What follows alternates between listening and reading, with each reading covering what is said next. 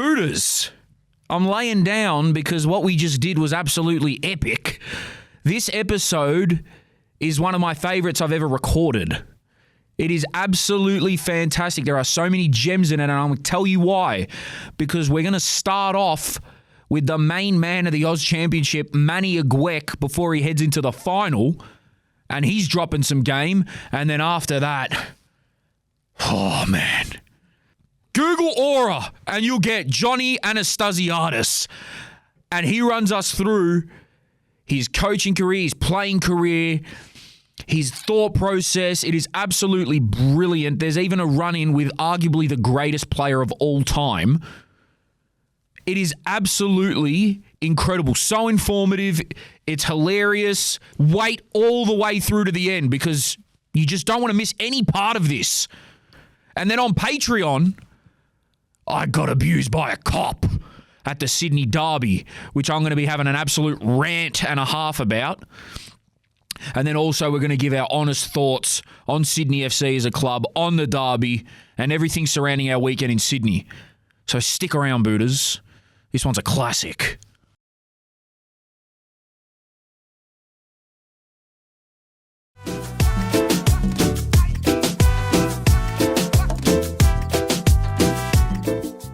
Booters, we back, man. What a weekend. And if you want to hear about the weekend that we had, head over to Patreon because we're giving our honest thoughts on me getting manhandled by a police officer and the Sydney Derby. Hey, that went viral? Ish, yeah. And then I had like NRL fans saying I was lying. I'm like, why the hell would I make this video and lie? Do you think that I'm that much of a friggin' loser? How many views does it have? Virish? 100,000. Oh. What? Wow. Hey, Maybe I more. saw you standing there for a long time, bro. Next to like the coppers, like practically brotherhood vibes, like arm in arm. And then one guy comes in and goes, "Oi." Yeah. I've got a question Oh, you you on this, stink. though, because I was standing right next to you. Yeah. And I've got a different opinion of what happened. What? Nice. All right, let's have some debate. We should Patreon. Yeah, we should intro our guest. In more important news, Yeah. he walked in here smelling like Mecca. Something beautiful. Straight up, bro. Yeah. Great call. Ladies and gentlemen, round of applause for Manny Aguek. Yeah, boy. Thank you. Appreciate it. It's good to be here. Welcome, brother. Your first pod. Yeah, first podcast. Never been on one. People are lacking. And he's gone the Ugg boots, man. Oh, I love it. People can't see that. Something calm, you know. Something calm. Man, how you feeling after the weekend? I mean, come on, first touch, goal, send your team to the final, done. Nah, it's a good feeling. Obviously, we worked hard all year to get into the stage now. So just coming on and then just 15 seconds after and the ball just drops at the back post to head it in as the striker. It's one of the best goals you ever score. You know, didn't have to do too much, just timed it. And yeah, now we're looking forward to the final. What is with your team in these like unbelievable throw-ins? Yeah, bro, you guys are Against menaces. who was it the week before as well? The long throw-ins. I think New it was South Wales. Spirit. Spirit as well. Same thing. It's like flat, and I know that skimmed off a head, but it like was still like head height at the back post. I don't know how Max Mikula does it, but he's just got some technique. Even in training, when I see the ball, you just watch it and just it swerves. Sometimes it curls. It's like a free kick. What? Is he a superior athlete? Like, compared to everyone else, is he stronger than everyone else? I wouldn't say it's the strongest. It's his technique, yeah. Bro. He's like bendable. He's lost the bone in his body or Is something. he practicing them at training with you guys? Like, is that something, without giving away too much, you know, is that something that you guys are like actually working on? Like, okay, throw-ins, set pieces of throw-ins. Yeah, low key. I'm not too sure. Something they worked on because they did do it previously in the last MPL seasons, but it's not something we work on in training. It's just like something that he has. So it's like getting a set piece where is a throw-in. It's like getting a corner. So now it's like we're dangerous in these areas. Oh, man. If you can do it, why not? Yeah, fucking yeah. Well, it's why they won the game in a sense. It broke the made the difference. Even watching the Prem last night, like you see Arsenal doing it now, all these teams doing it now. So it's like if it's a chance to score, you can take it. Your brother's an Arsenal fan. Does that mean you're an Arsenal fan? Nah, I'm a Chelsea fan. Yeah. Hey, look, Look, man, this is we play homage here, man. That's our goat. I love this guy on the list. You just can hug each other. On his good list. On my good list. You can hug each other after. We'll speak about Chelsea later up. You can hug about it after. Don't be mad because you're not a part of the boys, bro. You can join. It's all right. Maybe you should go for Arsenal or something, just to I gotta find a team, spice up the chat. Yeah.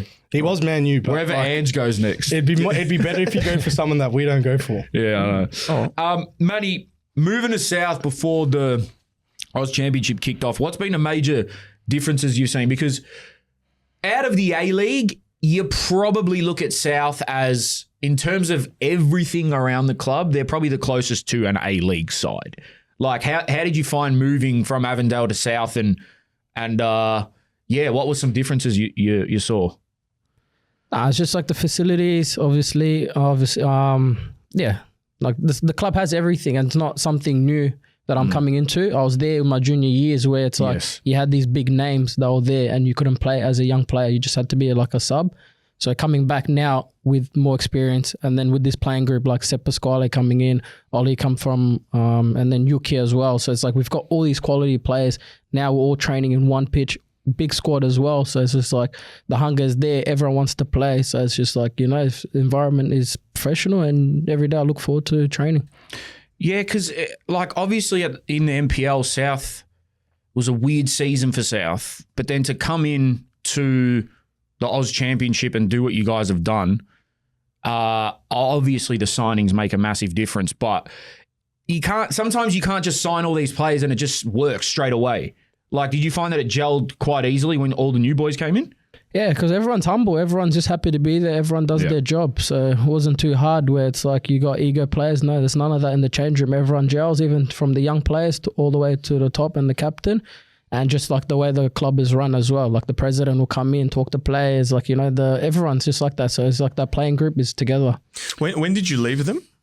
I left them like 2019, I think. 18, So you were how old? I was 18 around there. Okay. 19, cool. yeah. Yeah. Damn, bro. So can you talk to me about, you played in the A-League, you've played in the NPL, Aus Championship, this was the first of its kind. You've obviously gone to South, which South probably, based off what you said with the signings, almost felt like they were the favourites just because of the squad that you guys had put together. What was the feeling like for you going back into a national competition? Like, was there an excitement? Was there an expectation on you guys as South Melbourne that you had to perform? I don't think there was an expectation on South Melbourne just because judging off the season they came from. But with me as a player, like I just knew like I wanted to play in the Aus Championship, and with the form that I had in the NPL with Avondale, I just wanted to bring it across and just give everything that I had with this club. And right now it's working. And then, Even your Aus Cup, how many goals did you get in the Aus Cup, bro? I scored 6, I think, yeah. How many games did you play? Like 7, huh? Yeah, 7 games. Yeah. Bro. Well, yeah, you were on fire, huh? You were getting, I think your Avondale stats was like 20-something in 40-odd games, something like that. Yeah, it was, yeah. That's a goal every 1.5 games. And because I've seen you play a lot of games like out on the left. What's your preferred position? Is it out on the left, or is it like playing as a number 9? Or I don't really have a preferred position, but I can play anywhere in the front third or as a 10. Like I enjoy playing as a 10, creating as well. Right. But obviously with my touch in front of goals, been scoring. So as a 9 now, I'm enjoying it. With the we're obviously going to talk about this halfway goal. If you fuck up a halfway shot, you do look like a bit of an idiot. Mm. But bro, what like was that to open that? What was the score in the game? It was 1-0. So that game I came on and scored my first touch. And then again, you've done, that's what I was saying before. I'm like, wait, he keeps coming off the bench and scoring. First touch, halfway goal. Have you done that before? Have you done that in juniors or anything before? No, I've never done that. This is the first time. What? Yeah, I've never scored. Have you tried and looked like an idiot before? I've done it in the NPL this year against Dandy City where I shot and then the keeper saved off the bar and I started celebrating. I was like mid-sally and then hit the bar, came off. So then that's the only time I ever attempted it. And then with this moment, like, because we're 1-0 up and then they had us pinned in our half, and then just in my head, I was like, we need to get that goal. And I knew the keeper was playing a high line because obviously we're 10 men and we're deep. So once that ball just dropped there and I looked up and I saw him off his line, I was like, yeah, it's the perfect time to go for it. Did you get Well, did you get bombarded after you scored that? Like what? Like all the news, the media, the people messaging Yeah, you. like every page was posting it, so it's like I couldn't post it myself because everyone's already seen it. It was funny. We were I would've. we were at Northwest Spirit against Avondale that day when you scored that, and one of the Northwest Spirits guys scored probably what we thought was the goal of the championship because it was like a ball in the air, 30 yards out. He's volleyed it first time. And then it got around the ground that you scored, and it's just like, everyone's like, oh, fuck, no, this is the best goal. No, I literally remember someone saying to me, what the fuck, Manny Aguek just scored from halfway. Yeah. Because a few of the boys as well that still am down close with, they did message me saying what our goal. Yeah. Oh, fucking unbelievable goal. Bro, so with the Aus Championship so far, we'll do a little game here. Out of 10, I'm going to ask like a few categories and give your honest opinion on out of 10 what you think, and then maybe a little bit of a reason. So the first one I've got is out of 10, 10 being, let's say 10 is high level A-League, right? Quality of play, like the teams you're coming up against, how they're knocking around the ball, even you guys. What would you give it out of 10 if you have to give it a rough number? I'd say 7. Yep. Okay. It's been pretty good though. Yeah, no, it's good. No, it's nothing wrong with the tournament. It's good. Because I personally feel like there's been a little bit of, when it's good, it's really good. There's a big disparity. Yeah. And then when it's bad, like I watched, what game were we watching in? It was Preston versus Canberra. Yeah. I was like, this is not good. But there was and you're probably going to go through it, so I won't kill it, but there was some situations around like grounds and stuff that impacted. I think that was one of the grounds that wasn't good. Yeah. How have you found the other teams, like especially from the other states? Because again, they're going to kill me and I don't care. Like people messaging me saying, oh, how'd Avondale go? Because I always say Victoria's the best. And I'm like, bro, look at the fucking final. Like, or finals. Or the group stages even. Yeah. Everyone was on top besides Preston was second because Avondale was above. Yeah. So how have you found the other teams? Did anyone shock you? The Brisbane team was good. They're very physical. Yeah. The Sydney team, they South Spirits, they're very technical, which... They're very technical, aren't they? Yeah. So, like, the quality they have is good, but it's just like I feel like the Melbourne teams, we just have that a little bit more. Like, we can do all. We're technical, physical, like, you know, but when you go against the other teams, I feel like they have only one or the other, not both. So who were you most impressed by? Even just watching games that you weren't involved in, but the team that you're most impressed by? I'd say Apia, they're a good team, yeah. Like they had a good run until obviously they lost in the penalties against Marconi. Yeah, I thought they were going to go. But even playing them in the cup, they were very good. Yeah. Because they beat Melbourne City in the cup too. Yeah. Apia. Oh, fuck yeah, I forgot about that. Yeah. What about the crowds? Now, obviously you guys by far have the best and biggest crowds in the tournament, literally by stats as well. But how have you found even the home fans or going away, like out of 10 for the whole tournament, what would you say? Or even what were your expectations going in and did it meet those? I feel like with the club I'm at, South Melbourne, we did meet those because we had travelling fans and everything. Yeah. And versus the other teams, they did bring a few fans. Like some of the games against Morden, they brought a big fan base out. What would you give it out of 10, the whole, like your whole experience with the crowds? I'd say 7 as well. 7. Because I reckon there could have been more to the games, but a lot of people just did choose the option to watch on the SBS and just stay at home. How different were the crowds in comparison to the normal NPL season or even Aus Cup? Good question. No, I'd say it's big change. Yeah. More people came. Yeah, really? Big difference. Yeah, that's awesome. Yeah, if it's South yesterday, not yesterday, against Heidelberg, that looked like a fucking good crowd. Even the game when you scored from halfway, the crowd behind it, that looked epic too. What are your thoughts on the media hype and the broadcast and stuff like that? Obviously, you watched games. What were your thoughts on like how they marketed it out of 10? What would you say? That one I can almost give it a 10, but I'll say a solid 9. Like the media and everything, the coverage, it's been good. That's interesting to hear from a player because there's been, I guess, different perspectives on that. Some people have said like they're pumping content, which I feel they are, but then some people have also said that maybe they needed to see more, but it's like how much more can you Well, people were saying do? this before the Yeah. campaigns. Like, where's it been? I actually commented to some guy who said, bro, I haven't seen anything about it. I'm like, go to the Aus Championship page. They posted 300 and something times before the first ball was kicked. I'm like, people are trying. Yeah, they posted. I mean, it's definitely popping up on my pages. I think it's also worth noting there's more games on free-to-air in the Aus Championship than there are in the A-League, which is, you know. I think we were speaking to someone on the weekend, and I think the one thing for me that was lacking, and it's a very, very small part, but he was saying the ground microphones to pick up the – because if it's not south, it's actually going to sound really quiet on TV. Whereas if you hear a bit more of the crowds and people yelling and stuff, and apparently they didn't – what are they called, Jake? Effects mics? Yeah, let's run with that. FX mics. That was a very small thing that I thought maybe they could have added, because when you're watching if you're watching a South game, you're probably thinking, all right, I can see crowd, I can hear crowd, like it's more entertaining. But if you're watching a game and the whole other side is just blank, like Maybe they're worried about the profanities of oh, absolutely they are. Yeah, absolutely they are, bro. For you, Manny, can you just talk us about like this week for the club? Because like you've played in big games before, but this is the first of its kind. Are you still doing your? I got two more quick. We'll do two more quick ones. Go. Game intensity and physicality, like compared to the NPL, out of 10, what would you give? Is it higher than the NPL? I'd say right now, because like a lot of teams who did play the NPL and then come into the championship, a lot of bodies are tired. Yeah. You're seeing a lot more injuries, a lot more knocks. So I wouldn't say the intensity is very high, but the intensity is there because everyone wants to make that final. Yep. So, out of 10, 7? Yeah, 7. Yeah. Last one, professionalism. Now, you are at a club that, like I said, probably closest to the A-League in terms of their setup. But even when you went to other grounds, did you feel like it was a professional setup, or was it like, oh, this is an NPL away day?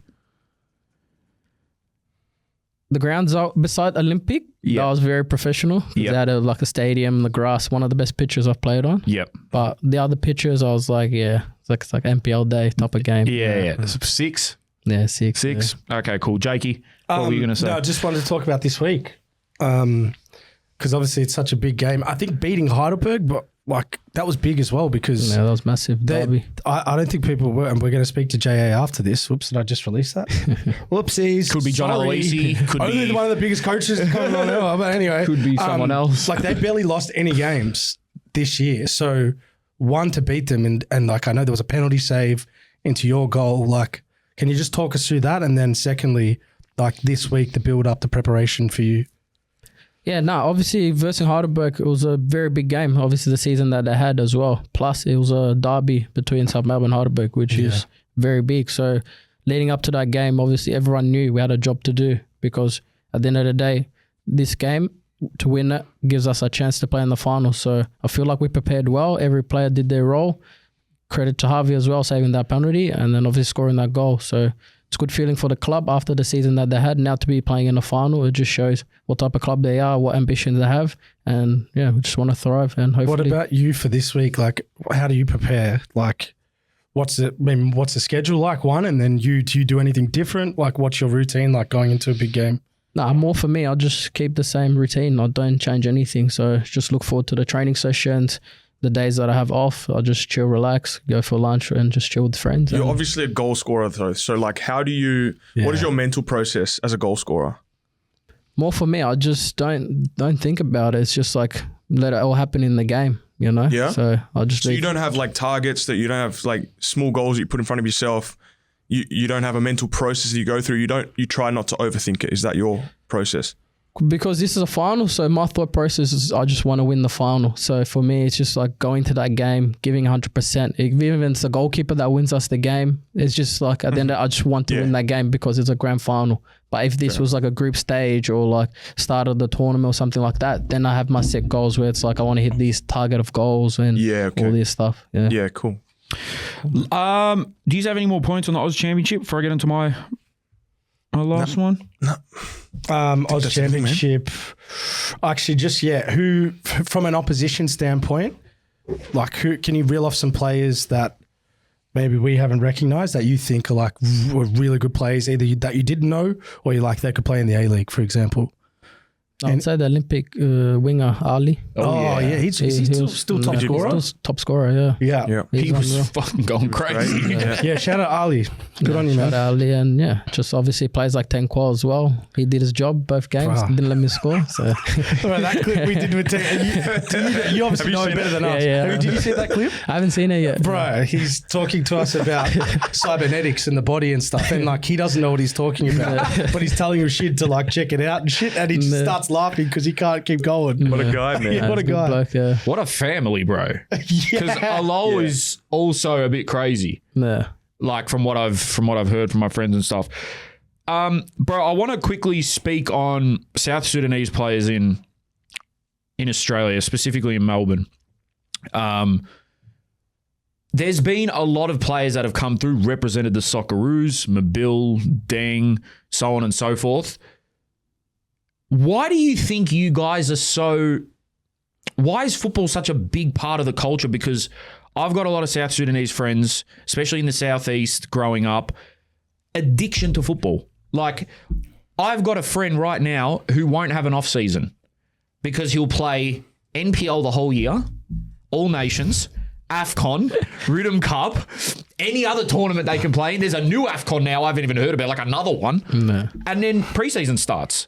Why, like, how was it for you growing up, like, in terms of South Sudan and the love for football?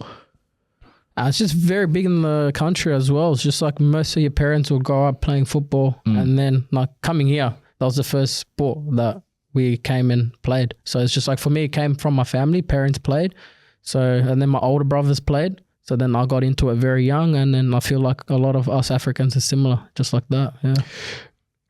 Who are some of your friends in the football world that, I mean, have gone on to do great things, or who you think really highly of it as players? It could be A-League, MPL. No, because I'm close with like Thomas Deng, Luke Qual, Garang Qual.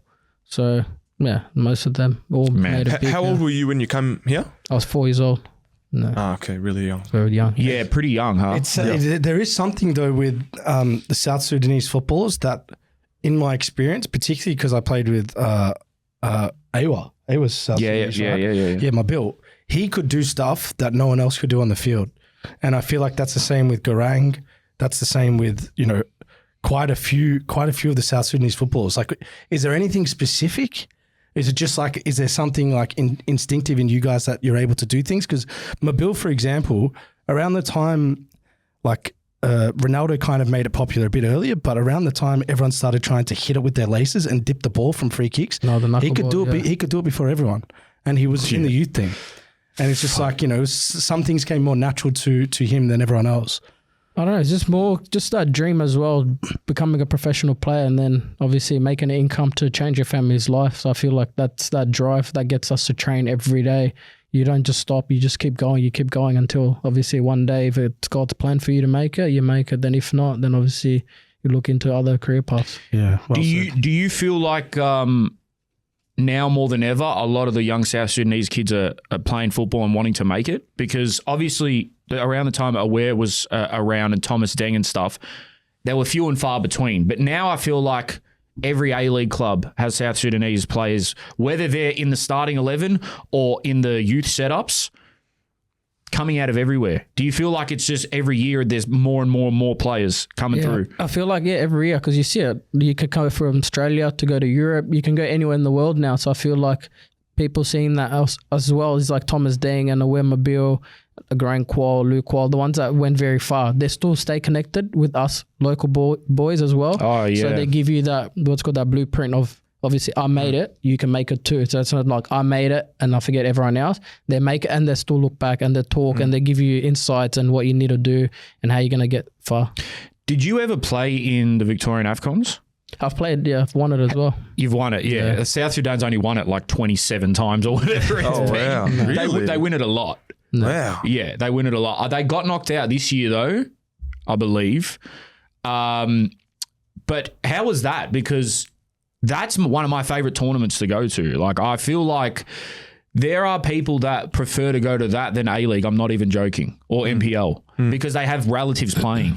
in the games. How was your experience at AFCON? Yeah, no, it's good. Obviously, playing in the MPL and then coming to the AFCON to go play, it's like fun. It's community. Yeah. You don't have to try too hard. At the end of the day, you just play for your friends, your mates, and the people that come out and support you. So it's just joyful. Like everyone's there just to have fun. Everyone just wants to see good football. And at the end of the day, there's a lot of goals happening. The celebrations, like backflips, dances. Man, every goal is a backflip. Everything. Great festival. You played national team, right? Yeah, I played national team. One game, was it? Yeah, one game. How was that experience? No, it was unreal. Obviously, I'd never been back since I came to Australia. So going back there and then spending like the 2 weeks there before the game, and it was the first ever game in the country. So Sorry. You said you never went back. So you come in at 4 No, and then went back. When was this? that was 2023. Wow, man! To Really? play a football game. That's a crazy. long time, man. Yeah. So it was first time back. Was it a shock for you, even though you're born there and so forth? Was it a Yeah, shock? I didn't know anything. Like I've been here all my life, and then obviously first time going to Europe to play Malta. So I went straight from Malta to there, and then I just didn't know anything. So I had to call my parents and ask, where our relatives and things like that are at. So where was it? Was the game in Juba? It was in Juba, yeah. And any Australian players in that squad with you? There was Jackson Morgan, Yep. Majak, Yep. and Gideon. I don't know if you know him. Gideon. Gideon Arrock. He's a Adelaide boy. Okay. I definitely I'm friends with Majak, so I know about it. His stories about the his stories about the national team are insane. Like I feel You probably know Valentino Uol as well. Yeah, Valentino. Yeah, He's one of the main Valentino. players. Can you tell me, did the other players in the team, did they treat you? We use Aussies, yeah. Like did they treat you like Aussies? Nah, Like, they didn't treat us Aussies because I still speak the language. Okay. So Are you Dinkin? Yeah, Dinkin. Yeah. So Okay. I can speak the language. Obviously, they speak Arabic as well, so I understand that. But Okay. speaking Arabic, That's I a big couldn't. thing, yeah, But the I can language. understand a lot. So I didn't really get treated as an outsider. Okay. But when you do walk in the street, people can tell because like the way you dress, your clothing, and things like that, Yeah. that you're not from here. So Yeah, that's yeah. the only difference I'll say. But the squad has players from like America or Canada as well. Yeah. So all over the world, really, like coming together. So I guess it helps if you speak in the same language and stuff. But I'm assuming everyone speaks English. Yeah, majority of them speak English as well. majority Even the speak locals English. speak English, so it's actually good. Yeah. It's Yeah, nice. Majak was telling me about how you guys missed out on AFCON. That would have been so big for the country, I feel, to make an AFCON and to get that close. That's why I love the AFCON here, because it's like it genuinely feels like a smaller version. Even though sometimes there's a random white guy playing for Somalia. Oh yeah, that's what. Could I get a gig? Like, Bro, you could play for whoever you wanted. so like it's not Okay, There's the a- only team There's a guy that looks like Vanilla Ice is playing right wings. Like it's play on, right? this year, everyone in South Sudan was South Sudanese except the keeper, which would usually be Madge, but he's overseas. But yeah, most people just play for random. Like Cyprus this year had like 3 Somalis, I think. That was all nations, Okay, though. so it's a bit like all nations vibes Yeah. to an extent. Like, Bro, like Seychelles have made like the finals. There's not going to be that many players from Seychelles here. All right, they've There's obviously got a good scout. And Yeah, agent. they got a good scout. But how does it work? So is it a tryout? Because I believe like a lot of the AFCON boys talk about like the east side players and the west side players. And apparently the west side players, you're west side, aren't you? Yeah, on my side. Yeah. Apparently you guys dominate that team. Like, is there a tryout? How does it work? Like with the South Sudan team, they try to mix it as much as possible. Yeah. So get a bit of both. But then obviously at the end of the day, you pick the players that you feel like have the best quality and that are reliable to rock up to every game, where some would rock up one game and some would want to just come to the final. So 2 things. One day Madge rocked up with 1 boot. And he goes, I don't know how I'm going to play, but I'm going to play. And then yesterday, when I was watching Survivor Series, my mate Garang, who's in the team, he goes, I got a game in an hour. And I go, where's the game? And he goes, Tarneet. Whoa! And I'm like, we're in Rowville. That's He left and he made it. He goes, my coach is busting my balls, man. He needs made me. it in an hour? Yeah, he made it. I don't know. Oh, man. So Allegedly. it's pretty calm. Like, yeah, so it's like you get those type of players. Some will go to work and then come play. Yeah. Some, so yeah, it's pretty easy going. Well, Manny, I'll leave it there unless you boys have anything else. Oh man, what a footballer, bro! Keep it going. I want to ask you one more thing. What's your let's say 2-year goal with your football Yeah. now? My 2-year goal is just get that A-League experience or overseas, and just keep developing and just enjoy my football, keep scoring goals, and hopefully God takes me somewhere. Good stuff, man. But I think Love he's it, going to brother. get a shot, man. Yeah, you should Just do. like I watch a lot of A-League, bro. I don't see a reason why you can't be playing there soon, man. And Well, just back gotta there, keep putting in the work, and at the end of the day, because I'm a big believer in Jesus, so he's got the plan. So when he feels like it's the right time, then I'll be ready for it. Good luck for the weekend, bro. Appreciate Love it, brother. Ladies and gentlemen, Manny Aguek. Appreciate you, man. Thanks, brother. Thank Thank you. you. All good. Booters, just a quick break in this episode to talk about the beautiful, the wonderful, the fantastic Armadura, our main sponsors of this show. We say it week in and week out because we believe it with our chest. This is the brand your football club needs going in to the 25-26 season. All the way from Metro, State Leagues, NPL, academies. They can cover you no matter your level, no matter your budget. They'll get something sorted for you. They have the flyest stuff, man, the coolest stuff.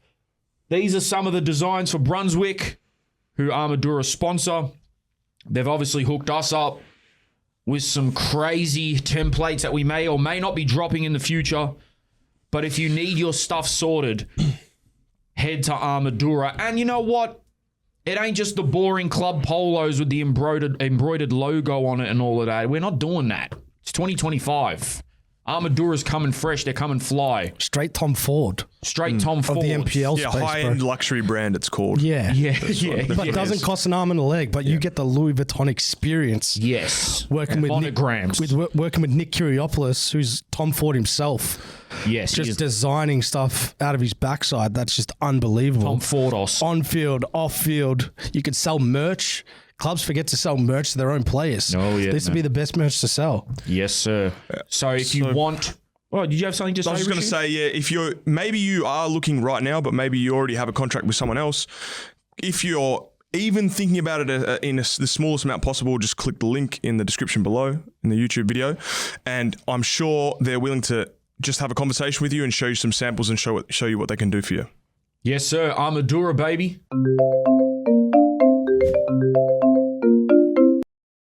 All right, lads, it is time for our very first eToro moment of the week. Big thanks to our first big sponsors, eToro. And if you're keen to kick off your investing journey and support the podcast at the same time, check out the link in our bio for eToro. And this week's moment of the week, the man is the moment, Anthony Pantazopoulos. And he had a few moments, actually. So we're going to chronologically go through why he was the moment of the week. And, man, I think this might be my favourite one. It's the first thing he said pre-derby. Let's have a listen to this. The only thing I like about those lot is the opportunity to hurt them physically and mentally for 90 minutes. When you think of the other side, what do you think of? You know what, man? Personally, I love it because we've been screaming out for a player in the A-League to have some personality about them and a bit of cojones. Yes, finally we've got a guy. Yeah, Yeah, he's we a got a guy. guy. We got a guy, man, and even Wanderers got a guy as well that's posting him because they posted that a day before the derby. Whoever the admin team is there, shout out, Shout out media team at Wanderers. God damn. And we got an angry, aggressive man at Wanderers there, which we liked. Well, let's go through some of the moments. The first one I saw was him dropping Al Hassan Toure in a derby. I mean, Standing over him. Sending a message, man. what the hell? And he also, I don't know if you guys noticed this, but after he tackled, he decided to jump over his head. Yeah. I don't know if what that was. It was like Asserting asserting dominance. dominance or something. I'm not sure. but- Yeah, he asserted dominance a few times because the other one was when he ran in with Ufuk Talay and the coaches on the sideline. Like there was almost unnecessary, but he's just trying to light a fire, baby. Well, I was even at the end of the game. Kispe was saying, "Oh," and he was going like this, walking away. Yeah. he's like, "Keep talking," and he tucks his shorts I in. thought I saw him wave to the Sydney FC Yeah, fans. he was trying to get over there. stirring, man. Just which we like. stirring the pot. Which we like. Pantazopoulos, clearly a crowd favourite. One of my favourite moments though was when he did clean up the ball. He got a clean tackle, and then he got up just doing the come on, man. And supposedly a 3166 Oakley boy. Shout I don't know if that's out, accurate, but if you are, shout out. Pantasopoulos. Can we please play his post-match interview with Garb, because this is just adding fuel to the fire. With Anthony Pantasopoulos, he's itching to get over there as part of the celebrations, no doubt. You're actually meant to go over with the crew on the pod, but that's where the Sydney FC fans were, Panther, and I dare say it's a little bit safer here considering everything that happened at the end of the game. That is the greatest compliment a player can get. When you are being hated by the opposition fans, man, I live and breathe that sort of stuff, so I'm buzzing. Yeah, look, I think I said some stuff during the week that came from the heart, and you know, if I was an opposition team and someone said that about me, I'd react the same way. But, you know, that hatred is there, and I'm glad that we put that on show tonight. And I don't respect it when players talk like that before the game, unless they back it up, which is what he did. And, I mean, personally, I wouldn't. It wouldn't work like this for me because I'm an anxious mess. But the fact that he said the biggest compliment he can get as a player is if the rival fan base hates him. But then in turn, I know for a fact the Wanderers fans are going to love him for this. Yeah. I'm pretty sure they were throwing stuff at him, the Sydney FC fans as well. So Yeah, well, he just kept throwing jabs back with words. He did it before the game. Unbelievable viewing for the A-League. We've been crying out for this, as Jirog said, and he got the win. Pantasopoulos, without doubt, the eToro moment of the week. well done, mate. Pants off Sundays. Leave that in, bro. A big thanks to our sponsor, eToro. Investing goals start with eToro. All the booters, get in and sign up with eToro. The link is in the bio. Let's get back into the episode. All right, guys, we are back. The Aus Championship themed episode. We have the final coming this weekend, but we can't not acknowledge a particular individual, not just for the Aus Championship, but the whole year of football, particularly from a Victorian standpoint, but even Australia-wide and a domestic level. It's been quite an achievement from this man, and we're going to get into his coaching career and his coaching year in particular, but John Anastasiadis is our guest, a former forward for PAOK and South Melbourne, and even his beloved Heidelberg, where you're managing now. Johnny, maybe just in your own words, have you been able to summarise this year? Because you've been in 2 finals, a semi-final, or 3 finals, really. 3 finals. 3 finals, and you've barely lost any games. First of all, thanks for having me here. You're welcome. Much appreciated, and you guys are doing a great job, so great stuff for the game. It's been an enormous year, and I forgot to tell you, there's not only 3 finals, 4 finals. Pre-season final in Brisbane, we played a mini tournament there. They all count. They all count. No matter how big My the cup mistake. is, no matter how big the cup is, they all count. So I always put that in the mix. I think if anyone said to me at the start of the year that, listen, you're going to be in 4 finals this year, I would have laughed at them. So the most amazing thing about this year was that we played nearly every game possible, bar one, which would have been this week. Wow. That could have been in any tournament. Do you know exactly how many games that was? We believe it's about 48. 48 games. That's great. That's got to be an Australian record. Yeah, apparently it is an Australian record, which is I think West Sydney Wanderers had it when they went to the Asia Cup. Remember they won it in 2014? Yeah. So apparently they had 44 games all up.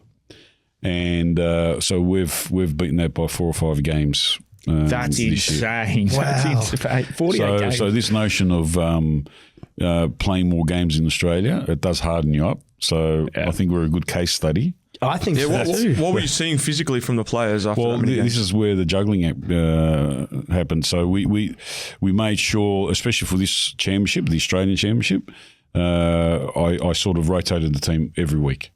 Had to do it. Bar 1 or 2 plays, because all depends on the position. Now, if you're a high-speed runner, a winger, for instance, you can't play every game the way we were playing, plus all the previous games. So I had to juggle them up a bit. So that was mainly a physical maintenance decision. Maintenance. I think yes, that's what it was. And we had to, we lost a few players. Sabit Nagor left, which was a big loss, and then Jamal Ali left at some stage.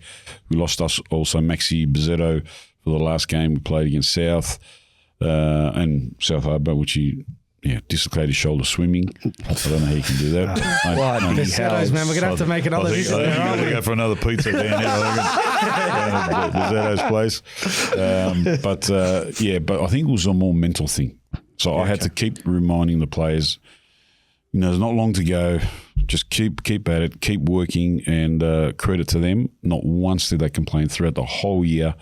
We did 5 times a week pre-season training. Yeah, we heard about this. Yeah. So and there were times when we throw in a game in there too. So it was pretty full on. And like I said, at not one stage did they complain. Where did you? Can I just ask, and we can cut this out because I don't know how much this is sort of public knowledge, but we heard you had no strength and conditioning coach.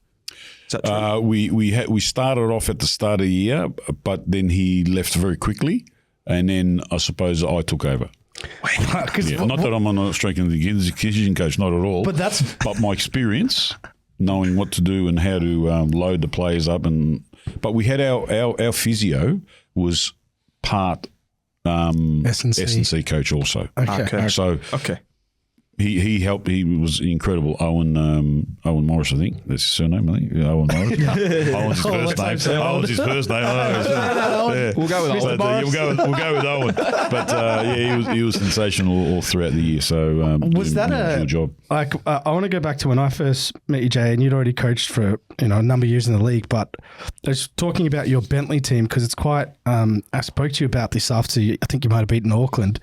Almost like a shift in how you approached the situations of games with your team. But when I used to play your Bentley team, which for those that don't know, won the NPL and went on many undefeated runs, and also I think you got to a semi-final of the Australia Cup with them. Yeah. That was almost a very progressive way of football attacking. You had, movements, patterns of play, and it was my favourite game to play in that level because it felt like to me it was the only like football match or chess match with the ball. A lot of the other ones like kick and run and physical. Now when I look at your style with Heidelberg, it's not that you don't do that, but one component I thought was really admirable about your side is that you can suffer for periods of the game and be without the ball and then find the way to win. And you did that so many weeks in a row. I mean, I don't know if that was personnel approach that you did that or... I wouldn't say personnel. What I would say is that the Bentley years definitely... my mentor was Ange, and the way he played his football, and took a lot from that. And I think we try to. You got to get the players to do that, to buy into that, and I was lucky enough that they all bought into that. So I was pretty lucky in that. So we had quite a successful period with Bentley. Won a couple of championships, like you said, a couple of semi-finals of the. Well, we were the semi-finals of the inaugural for the first one, FFA Cup with 2014. Who won that? Was that Adelaide? I think Perth, and who was in the final? It may have been Adelaide in the final. Yeah, okay. And because we lost to Perth 3-0 at Bentley. Right. Never forget that. We rolled up to the ground, and as you know, Bentley's ground not a very big ground, but there was 3,000 people in there, and there's Channel 7, Channel 9, Sky, Channel 10. So I've walked in and there's Tony Jones from Channel 9, right? He's not supposed to be there, right? So the Foxtel people go, "What are you doing here, Tony? Get out of here. You're not supposed to be here." He's at Channel 9. Oh, no. Because Foxtel was with someone else. I don't know. Yeah. And then I was on Channel 10 on that, what's that show that called? It was that night with Carrie Bickmore. Oh, the Project? The Project. You were on the Project, I was on the Project. Right. It was just an incredible time, and I'll never forget. I think we were the catalyst for a lot of other NPL clubs to take note that look what we had the enormous media coverage. Yep. Some players, from bricklayers, they became household names just about, from electricians. And so they gave that whole new meaning. But with the Heidelberg situation, I think and it's a good point you say about the suffering, the defensive part, I suppose, if you want to put it that way. Defence was unbelievable. Yeah. So I think I learned that a lot from Johnny Aloisi and Hayden Fox. Right, at Western. At Western, yeah. So for the people that don't know, how long were you at Western for? What was your capacity Western, there? I was head assistant initially from 219 or 220 when it started until Mark Gruden left. Okay. And then I think it was in 222 he left. And then once John Aloisi and Hayden Fox came in, I became still assistant, but second assistant, basically, because Hayden was the head assistant. But, you know, you learn a lot from all these people. So I was quite, I learned especially the defensive part of the game quite a bit. So, and I brought that into Heidelberg, not specifically, we have to defend, but this is how to defend. Right, because I'm not a defensive person. I don't like defending. Yeah, you're a number 9. I'm a striker, mate. I like scoring goals. Right, so that's how I am. That's how I was brought up. But can I just to reiterate the point on Bentley Greens, because I actually played you guys in a friendly match for Melbourne Victory. Mm-hmm. I think, Ange was the coach at the time. That's right. And you guys played us off the park. I remember this. Right. And I don't think you guys ever really got that enough credit for how good you were at that time, that you were dominating potentially like good A-League teams at that time. Can you give us, and you said Ange was your mentor, but can you give us like how you went from playing into coaching, and then just sort of a summary of like where you started and all that? So 2003, I stopped playing. Right, from so I was overseas with PAOK from 1988. Well, started Heidelberg in 1986. 87 was still there, and 88 left, went to PAOK, Salonika, dream, professional football. 10 years there? 9 years. 9 years. Wow. There. So came back in 1997. Had some great times at PAOK, rubbed shoulders with the great Maradona. I'll never forget. And I don't know if you guys know the story. I rolled up to the offices at PAOK. This was in July 1988. Went to the offices and to sign the contracts, and I could hear all these celebrations. And I thought, oh, geez, people are celebrating because I've signed the contract, right? Anyway, little to my disappointment, it was because we had just been drawn with Napoli in the first round of the UEFA Cup. I've got goosebumps saying it now, mate. And that was where Maradona, Alamao, Careca, all the superstars. We're going, are you kidding me? So I've rolled up. My bedroom's got Maradona posters, and all of a sudden, he's there right in front of me. Wait, so do you play Maradona? I was in the squad. I didn't play that game, but I was in the squad, and it was because my contract hadn't been signed by here, as usual. Yeah, right. So by the time I came over there, took it, but I was within the squad, and just to be there with him, and it was funny that he was. They came to the ground. They always came one day before, obviously, the game, and they would train at our ground. Yeah. Right. So we trained first. We got off, and then they would come and train. So I said, I'm going to get a photo with you. I got it. Serious, man. This is all of my mates now. How old are you at this time? I was 19. Oh man, this is Maradona's aura. Just I listen to this. So I've told the photographer. I said, listen, when he comes out of the dressing room, right? Because their dressing room was close to ours, so we could actually see him. I said, when he comes out, because he was a nice person, apparently a really good guy, and I'll take a photo with you, Mr. Maradona. I said, I'll get ready when he comes straight away. There's no problem. Anyway, we waited, and they all came out of the dressing room one by one. They're all coming out. Malamao, Karek, all these superstars, and we're going, wow. All of a sudden, no one else is coming out. We don't see Maradona. Where the hell is he now? Where's he gone? Right? After about 10, 15 minutes, the last guy got out, Maradona comes out. Mate, you know when you see something and you just freeze? So I froze. And there was a few other people there with me. And I froze so much that I was just looking at him, rubbing right past me, nodding. I was nodding. I was freaking out. I was freaking out, right? And he just walked past me, and I forgot to take the photo.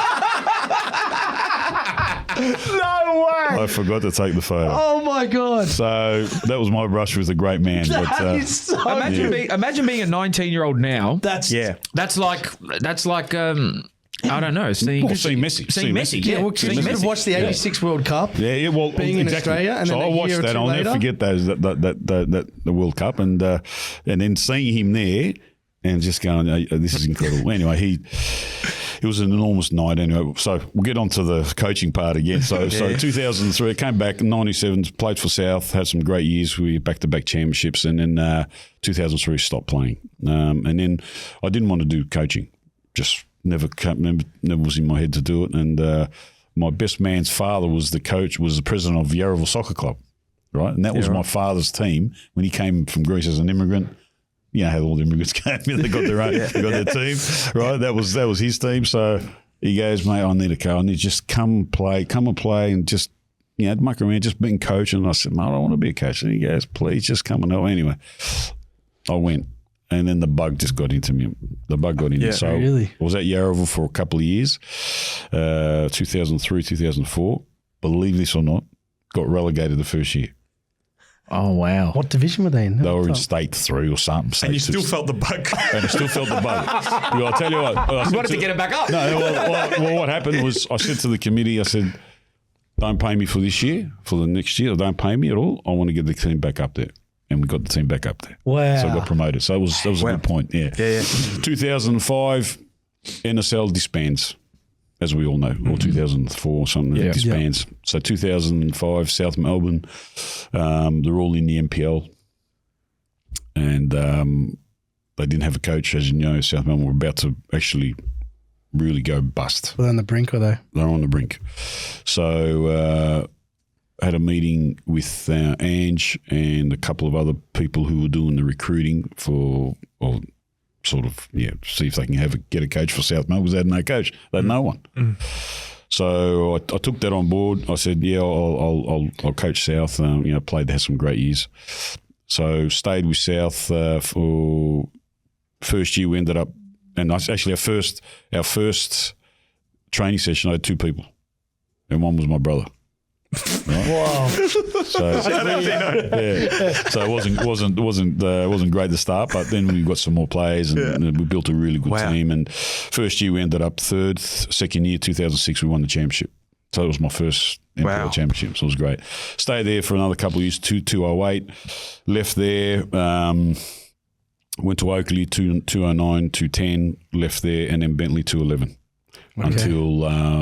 until stayed there for 8 years, 219, went to Western United for 4 years or 5 years, and then 224 Heidelberg. So that's the journey. What is it about, like, and this is, I've always said this, and so I feel more comfortable saying it because I've said it a lot before you've come.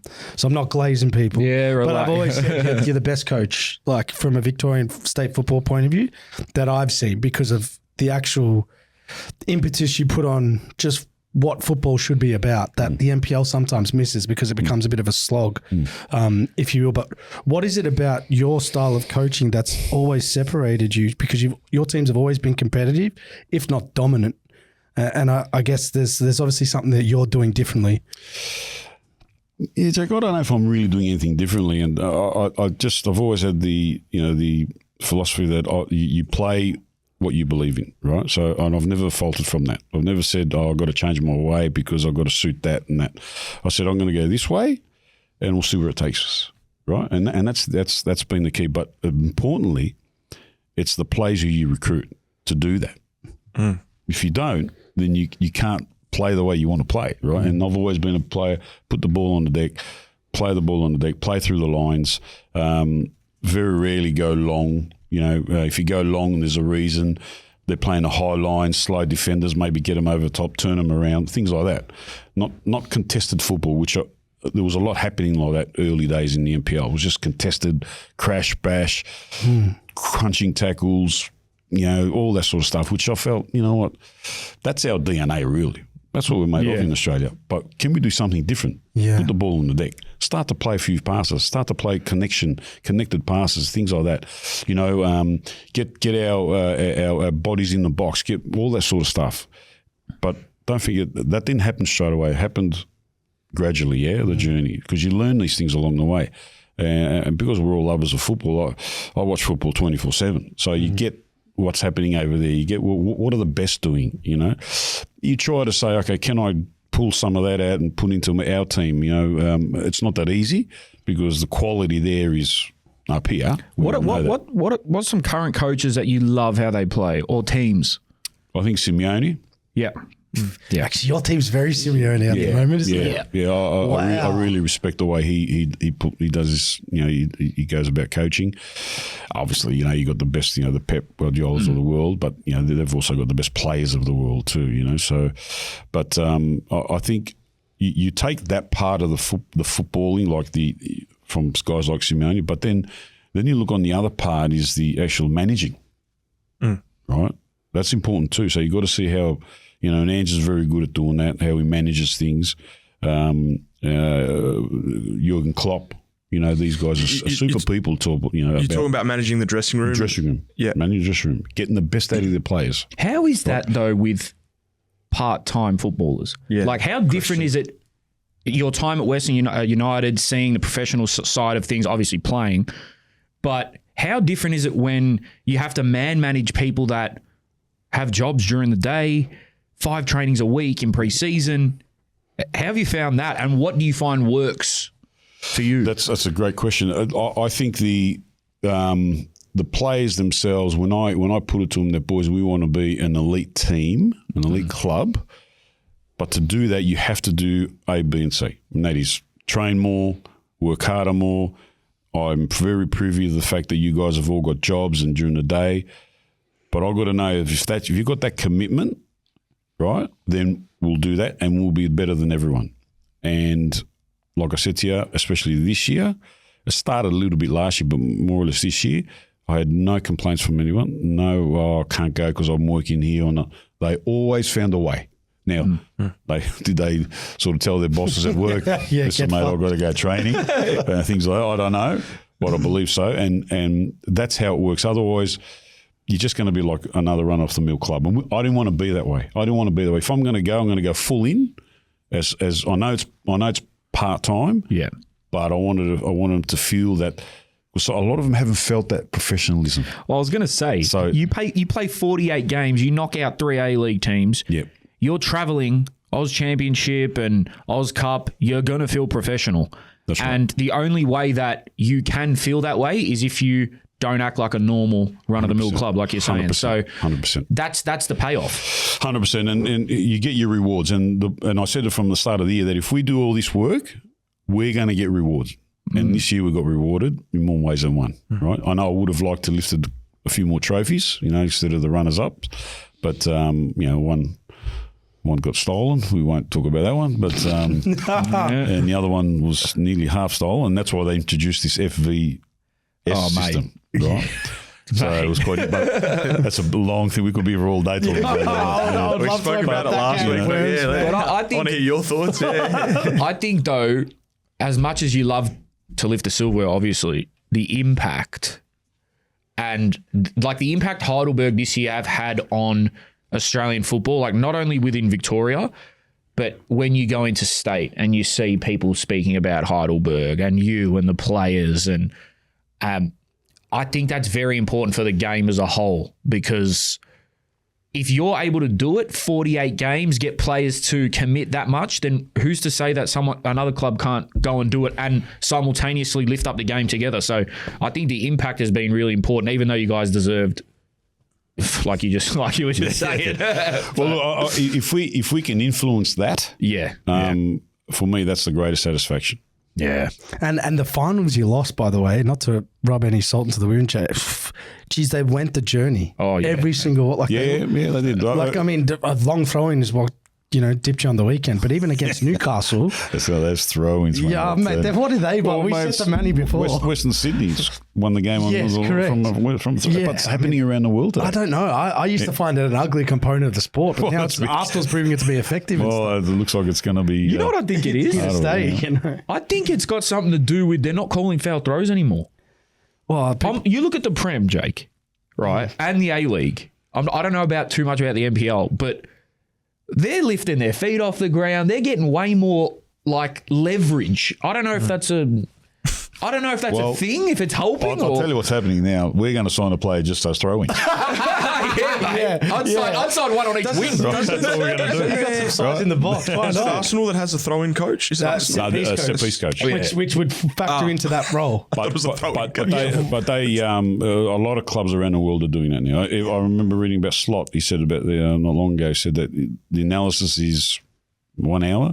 Half an hour is about set pieces and throw-ins. Wow. Whereas before it was 5 minutes. Yeah. Wow. Last night this is random, but it's on this. Last night while I was watching Chelsea and Arsenal, we purposely left a bunch of players out of the box on a throw-in. Oh, no, on a corner. So it was easier for Sanchez to come and grab the ball. Like, all these new things are coming into play. So many players were left free. Well, it's incredible how much football changes, but set pieces remain pretty much the number one way to score goals. Oh, well, I think your World Cup statistics showing 33% of goals are from set pieces. There you go.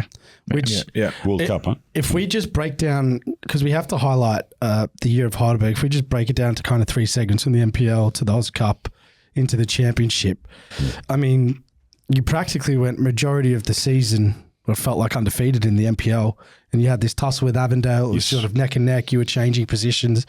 I mean, just your assessment of, I guess, where you see the NPL in Victoria, because now we've seen it on a national stage. We know it's superior. Has the quality improved with the standards of what you're sort of talking about with what you've implemented? I think it is. I think more and more clubs now are training more, which I commend them for that, because that's the only way you're going to get better. We keep screaming out we're not getting enough football. Well, put it out there.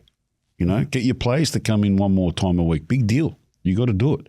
These are the sacrifices we've got to make for the good of the game. And when that happens, the game becomes better, the standard's better, you get more people coming to the game. So I don't know, if you want to be part-time, you want to be amateur, well then, train twice a week and then play. Can I ask you? Still, it's not going to get you. The players. Sorry to interrupt you. No. Our players have become better this year, and they've hardened up because of all the games they've played. The more games, they even got better. For sure. They got better as the season progressed. It's not as they didn't get worse. They got better. They got tired, but they still got better. You can tell. We thought we were about to lose a game.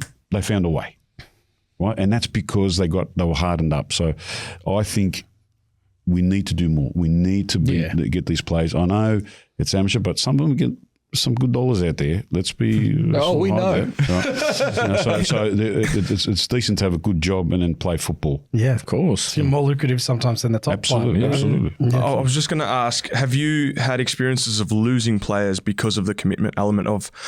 Say, for example, I think a lot of coaches, this is my opinion, but would be scared that if they ask their players to come in an extra day of the week, then they're going to lose 2 or 3 of their best players because they're going to go to another club where they only have to train once a week or twice a week. Have you had experiences of losing players that you really, really wanted because you have these standards of training more professionally? No. There you go. I've had no issue with players wanting to do more. In fact, I've gone on the other side. I flip it. The players have said, we want more. Yeah, it shows. So when you got that, when you know that, when you got them committed already, you've got to buy into as a coach, and I love it. I love doing it. So, what things did you feel like you had to change much in your approach to games when it comes to the difference of NPL, Aus Cup, and Aus Championship? Because traveling obviously plays a part. So, what was the major difference for you in how you approach games, or was it the exact same? I think most of it was exact the same. We didn't want to, especially our style of playing. We never changed that. We knew depending on, you play a Marconi. We played Marconi then in the Aus Cup. Brutal game in terms of football. Like, it was contested. It was hard. Yeah, we had to play that game in a different way. But we had to not change the way we play in terms of the style, but we had to introduce something new to us. That is, bit more hard boys, because Marconi are a tough team. They're not easy to beat, especially there. And then on top of that, we had to deal with storms, delays in the aeroplane, delays in the bus, delays at the ground. So all that but you know what? They all took it in their stride. There wasn't one complaint, because once they start whinging and saying, we have to wait, things, they haven't got their mind on the job. They were 100% their mind on the job every time, no matter what came their way. Yeah. It was this year, just in the league, it was quite a big tussle between you and Avondale, as we mentioned. And we were at a game, obviously, where Avondale just pipped you right at the end with, I think Collins got sent off, and felt like you guys were winning most of the game. You're opening up a massive wound. Hey, but you did get the last laugh in the league here. So we did, but it was disappointing, that game, and I'll tell you why. I thought there, and this is why now we can go back to this FVS system. Yeah. And this is the type of situation where you need it. Yeah. What happened at that game changes the whole thing. Yeah. Right? It does. And I commend John Moss, the head of referees, that he's introduced this, because I was talking to him in Hobart about it. And it's a good thing. And obviously they used the case study when we played Newcastle in the cup final. That penalty, the first 2 minutes, how can you not give that as a penalty? They've come up and apologised. And look, I'm not here to bag the referees. We're here to help the referees. Absolutely. If this is a tool to help them, by all means, let's do it. You know. So I think it's been really good now. And it's a decision makes in 1 or 2 minutes, not 10 minutes like in the VAR, right? Okay, you've streamlined it. You've said only goals, penalties, or red cards, or mistaken identity. 4 things. That's all you need, right? Offsides, it becomes a bit, obviously you've got to put those lines in and his elbows in or his what fingers angle in. you're looking at it from and this ridiculous, and that. right? Did he draw the line straight? Yeah, he drew the line straight, So I think the Avondale game, that one there, and obviously the Doherty Cup final and the FA Cup final, I think all that played a part in introducing this system. Really? So do you know, is it in conjunction with VAR? Is that what they're trying to get to? I believe it's a cheaper version of the VAR because you don't have all the other computers and other people in other studios looking at it and talking to you. It's the referee goes straight up to the monitor, has a look then and there, right? Because you've put in a challenge, because we have 2 challenges, as you probably know, right? Yeah. If I was going to slip a bit of money underneath one of them, maybe. NPL, there we go. Can't take the Greek out of Heidelberg. Right, can't take the Greek out of Heidelberg. There you go, son. How the fuck did you end up with 4? He must have printed out more cards. Every week, man. He's got about 8 fucking... Exactly. Fuck, he's gone to the monitor a lot. Fuck it up. Yeah, so you got those 2 challenges, and it's a good thing for the game. I personally think, and look, hopefully at some stage I'll introduce it for the whole championship, not just for final series. Yeah. Now, just the Australia Cup. I mean, we were covering a lot of it throughout this show. I mean, everyone was, and because you were getting so much success, I owe you a thanks, John. I kept getting work with Paramount because they needed someone local that was here. But it was unbelievable what you guys were doing, not just... Like, we're going to the A-League games in general, but obviously the balance of the league, playing those games midweek and playing really, really tough opposition. I mean, we spoke about it. You beat 3 A-League teams with an aggregate of 9-0, which I don't know how to look at that, because the A-League component, you can say, well, it's pre-season, it's this and that, but in my view, you should never lose. That's right. At least that should be their view. But the way you were beating them was like, you're almost like a level above. I think if I was to take the highlight of this year, was winning those 3 games against A-League opposition, considering that we had also running for the championship of the NPL and beating them the way they were beating them. I don't think we looked out of sorts. It wasn't a fluke. It wasn't luck. We played some really good football, and how we did it, sometimes I scratch my head and say, how was it done? What do you put that down to? Do you put it down to NPL's getting better or A-League's getting worse? Or both? Look, let's be honest. The A-League has now become a development league, young players, right? And obviously a lot of clubs now have got young players. And the NPL boys are a bit more experienced, I would say. A lot of them were ex-A-League players. Yep. I've got Anastasiadis, Collins, and Ryan Leithleen. So there's quite a few of them in there.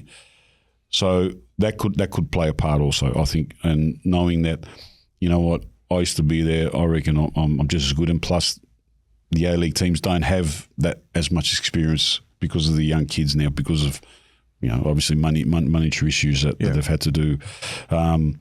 But still, though, you've got to go out there and do it, because the mentality is that these boys, that we know that we can beat them. That's the mentality now of the NPL. Yeah, right. And a lot of clubs say that we can go out and beat any A-League club now, especially during this period when they're in pre-season. So you got to cut them a bit of slack too. They just started training, so their legs are heavy, and then you're playing Heidelberg Friday night, rainy. That's like. It's like going to war without a weapon. Was it Wanderers that had that experience? Wanderers had that experience. That was a slap in the face. Yeah, that was. I think. And I'll tell you something about that game.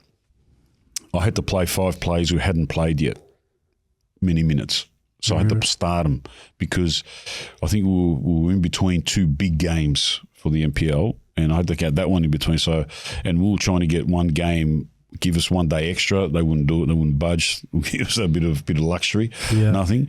So I thought we've got to do it this way. And how we won that game is just incredible. That's why I don't put too much into the it's preseason for A-League, because then you could just turn around and say shit like that, where it's like we had to play 5 debutants almost because we got 2 massive games either side. So are we playing a full strength lineup? Yeah, true.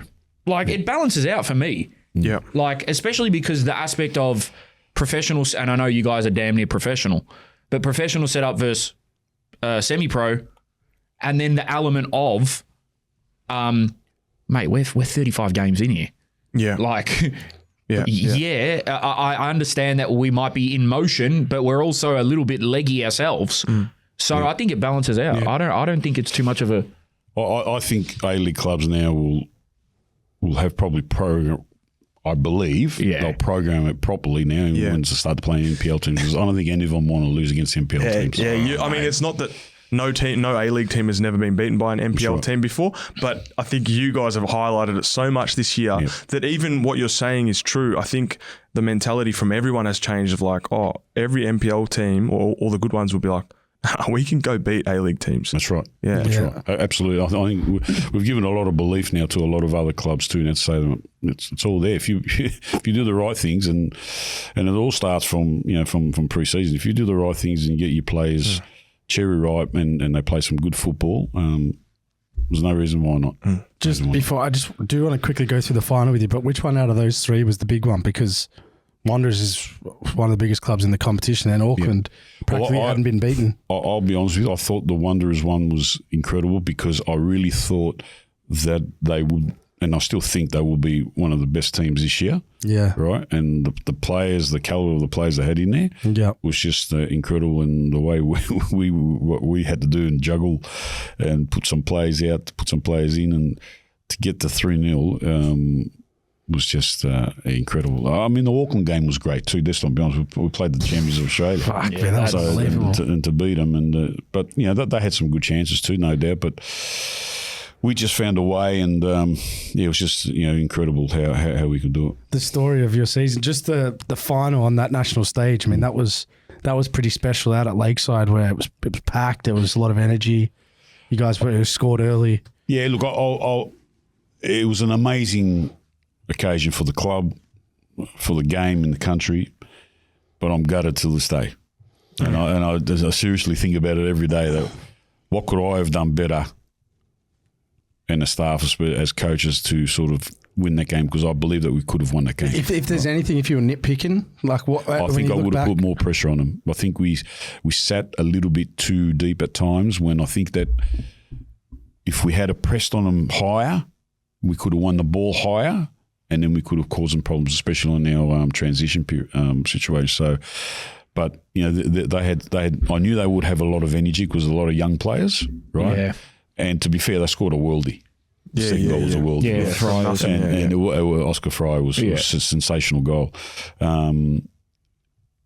But still, even with 10 players, I thought we got it, and then we get sent off 30 seconds later. That was unbelievable. Crazy. That was that was just a crazy situation. But I will say, before the game, in Australian football at least, it was the most on the fence I feel everyone was in terms of who do you think's going to win. It's hard to know. It was really so on the fence. Like people had we had our predictions, right?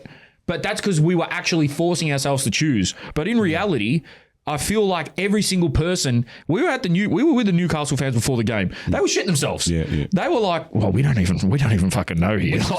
Which was kind of weird to assemble that language with an NPL team. Like, you know what I mean? Yes. It's like, wow, fuck. They're talking about it as if it's like a team's dropping down to play them. Yeah. Which is interesting. Yeah, they were shitting themselves. Like a lot of them, and they'll agree with this because a lot of them listen. But they were like, "Oh man, I don't know how today's going to go. Like, it's going to be started off well for us. We scored early, and then we conceded a deflected goal, and then we took them. I think Ange Postecoglou said to me that 4 A-League teams didn't beat you in 90 minutes. Yeah, wow. Can I ask your relationship with Ange? Like, I mean, are you communicating about how you work as a coach? Do you talk like what level of depth do you talk to about advancing your sort of operation as a coach? Early doors, I talked a lot about with Ange about the coaching style and all that, and he was always giving advice, and we keep in regular contact now too. And when I saw him there a couple of years ago when he was at Tottenham, look, when I went to South in '97, he was 35 years old. Wow. He was a very young coach. Very young. Coach, Bloody hell. And we had a great team. We had some superstars in that team, and we won back-to-back championships, but you could tell from there that he had that passion for the game, that managing style where he get the best out of his players. And I took a lot of that on board, being into my coaching career too. So, but look, he's always given advice, always the right advice. You wish sometimes say something wrong, but never does. He always says the right thing. But he's a top man, and it's great to see him doing well. And obviously Greek heritage and time spent in Greece. How does your association with Greece influence your coaching style? Look, I was a player in Greece. I'd never thought about coaching, so I never, and I've had some good coaches. I've had some, Ari Hahn, who was a 74 World Cup captain for Holland. Oleg Blokhin. Now, all these are old guys. You probably don't know. They're all old. Oleg Blokhin, who was a Soviet. We just nod and pretend we do that. Yeah. I remember Blokhin. He was Well, I'll tell you what, when he played with us on the field, he made us look second rate. Oh, really? He was that As a good. coach? As a coach. Yeah, one of those. His left peg was just unbelievable. Yeah, right. So, and, there was very others like Chiro Blažević, who was a coach of Croatia in '98 World Cup. I had him a couple of years. So, but they're all distinct, different types of styles of football. So no one really influenced me saying, "Oh, well, I want to play his style, his way." It was everyone. You got to understand, dog eat dog world there. Everything's about winning. Oh, So it's not about being, not about being pretty, not about playing beautiful football. Right. It's about do or winning. die. And especially in Greece, you lose 2 games. Yeah, You're out there catching the bus. Yeah, we heard there's a few off-field dramas in certain games with promotion, relegation. Like it's not just a round ball over there. That's influencing results. Let's put it that way. Can I just ask 2 questions? The first one is, a lot of coaches. This is a bit of a random one, but a lot of coaches love to say, "I look for the person before I look for the player." In terms of their attitude and, this, what other coaches say about their personality and stuff like that. Has there ever been a situation for you as a coach where you weren't fully sold on them as a person, but you said they're too talented to turn down? Or are you very strict with who you let in your dressing room? One thing I did learn from Chiro Blažević was there were 7 characteristics for a player. And the first one was character. Yep. Second one was ability and all the other stuff, right? So for me, I look at the character above all. Yep. That answers it. He could be a superstar, no doubt. But if he's a bad egg, then there's another 20 other players I've got to look at, right? So do you think it's a situation of you can change someone's quality easier than you can their character deep down? Look, I think there's ways to change a character also. Yeah. There is. Because if you see a good in a person, you know that you can change even if they're off the straight and narrow. I think technically if a player's got it, it's hard. And if he hasn't got it, it's hard sometimes to get that. Yeah. It's harder. But I think the character you can. They say you can't change the spots on the leopard, but I think there are times where you can see the good in the person, but it's a fine line. It's not an easy question to answer. That How do you vet that? Are you calling people, or are you going around to their yaya's house? Or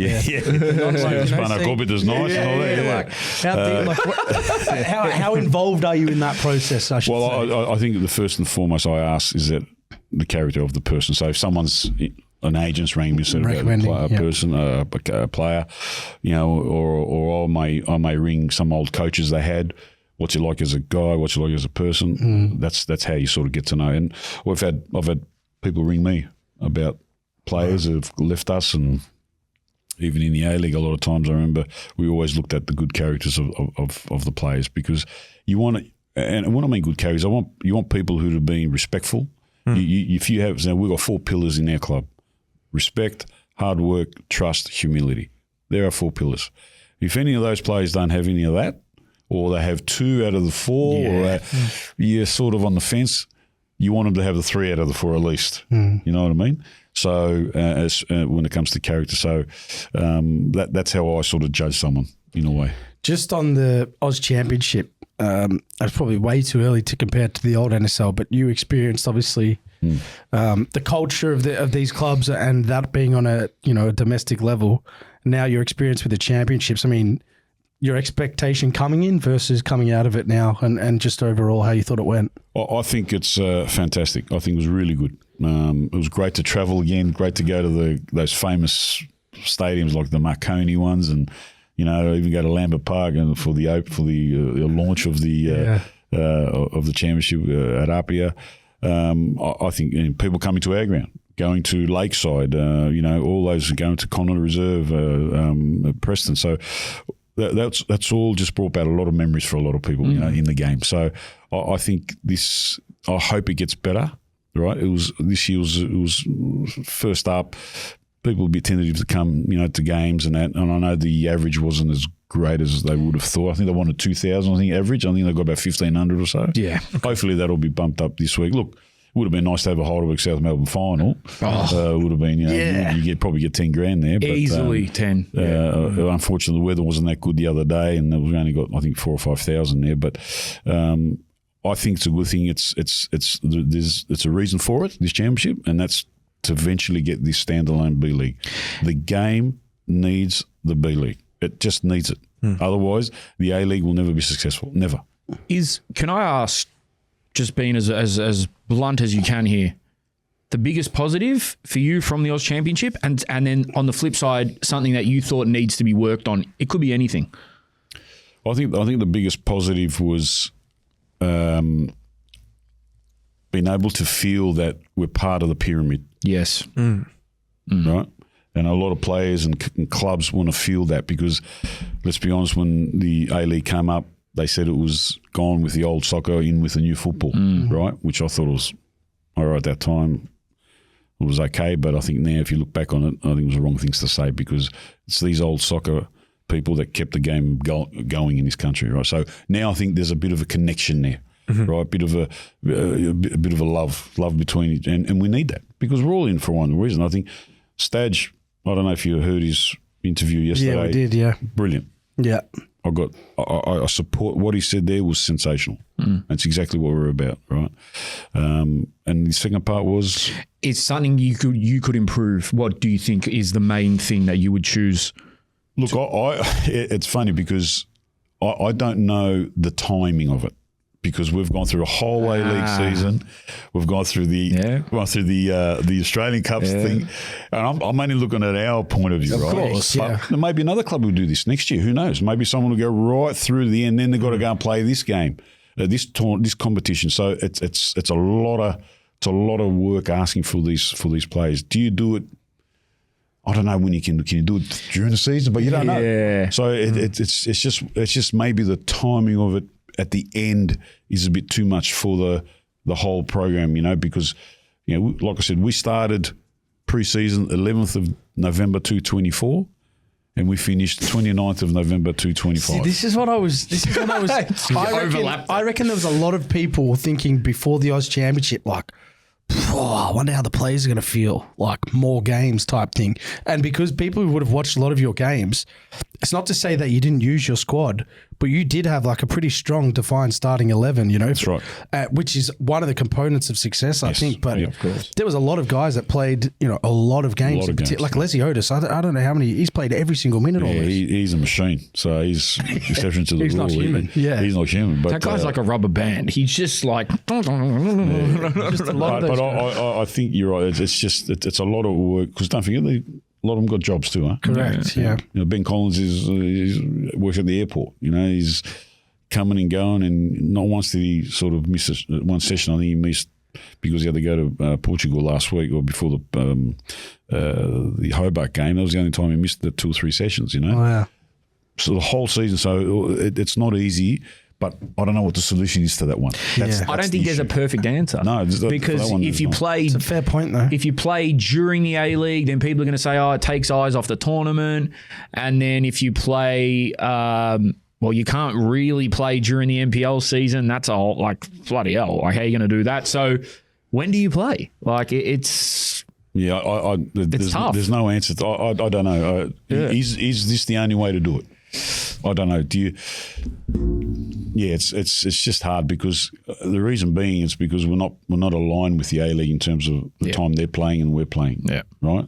Maybe that has to happen at some stage. Maybe we've got to go through summer football like the A-League, and they're saying, oh yeah, but that takes away from the crowds going, oh, it's rubbish. I disagree with that. You disagree? I disagree with that wholly. Yeah. Because you know what? The A-League goes on busting records.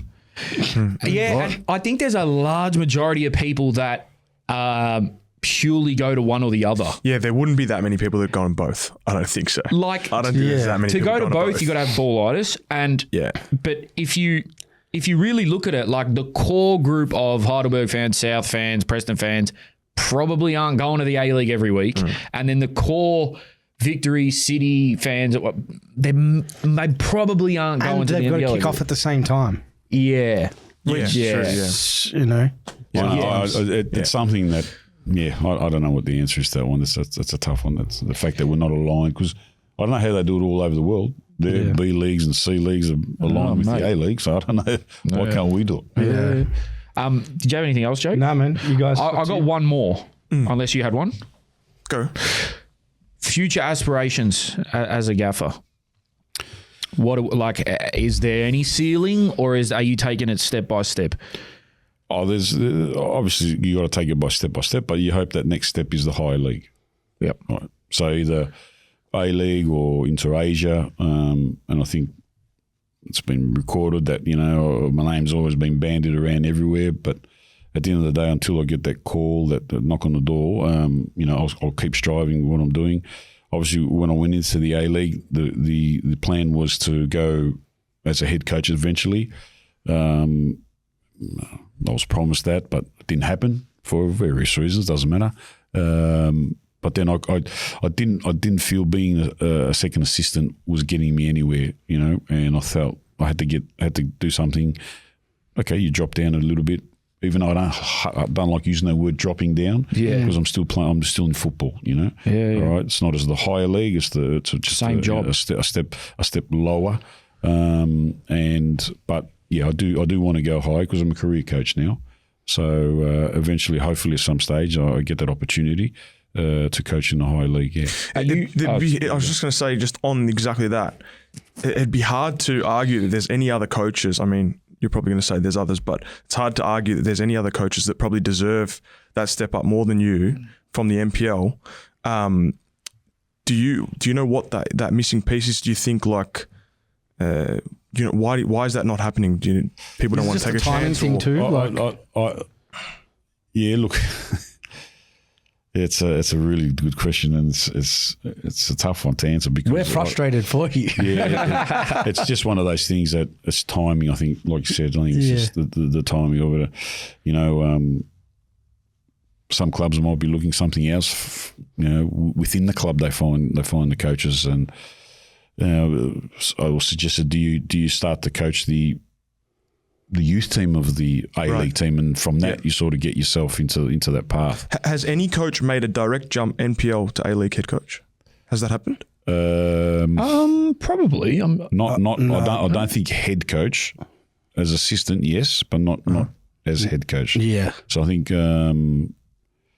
if I'm looking at all those, maybe Arthur Dillis has gone from. Dillis probably the one that stands out to me. Well, he coached, was Wanderers. He went Wanderers, a youth team, and then went to so he's done that. I don't think anyone else has really gone straight from NPL into the thing, and I don't know why. And I'm not saying about me. I'm saying in general, the A-League should look at the NPL because there's a lot of good things there. Yeah. Good players, good coaches, doing the right thing. So I think we should look in our own backyard that there's plenty of opportunities and plenty of good people that can help the game in the top league. Are you open to anywhere in the world if the opportunity is good and it fits? Yes. Yeah, love that. Yeah. Love that. Yeah. Well, boys, Man, amazing, Johnny. Thank you so much for coming on. that was brilliant. Thanks, guys, for having me. All your It's health great- stuff's good great. as well, man. Yeah, Yes. it's great talking about it. It's always good. No. Thank you very much, and thank you guys for doing so great stuff for the game. Appreciate you, Johnny. Thank you, mate. Buddhas, that was awesome. The Maradona story has been swirling around in my mind for the past half an hour. Maradona. And we're joking. He doesn't have 4 challenge cards. It's got 5. Yeah. Thank you guys for listening. Remember as well, Patreon is there for that extra content. So head to Suited and Booted TV at patreon.com. Suited and Booted, we out. And A-League clubs, fuck, give him a shot, man. Yeah, there you go. Come on, man. There you go. You heard it from the Lord.